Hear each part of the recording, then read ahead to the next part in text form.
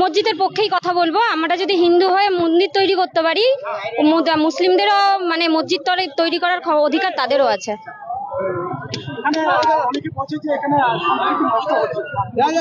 না, সম্প্রতি নষ্ট হওয়ার কিছু নেই। তাহলে যদি সম্প্রতি নষ্ট হয় তাহলে তো দীঘার জগন্নাথ মন্দিরে তো সম্প্রতি নষ্ট হতে পারতো, সেটা তো হয়নি। বিষয়টা এটা মানে কি বলবো, এটা অরাজকতার মানে আর কোনো ভাষা আর আমার কাছে নেই, কিন্তু এটা উচিত নয়।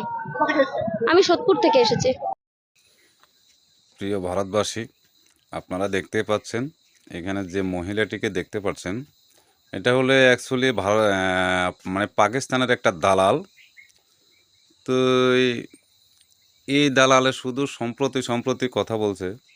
যখন 1946-এ দাঙ্গাটা হলো তখন কোথায় ছিল এর পূর্বপুরুষ, যে পাকিস্তানের যে দালালিটা করতেছে, ওরা তো তখন এই সম্প্রতিটা কোথায় ছিল, মানে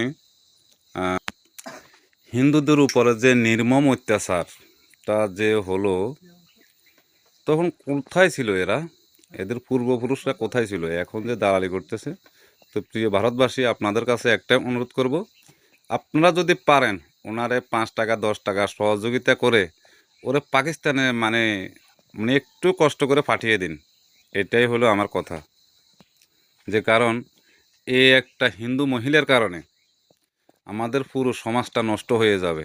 এটাই আপনাদের কাছে অনুরোধ।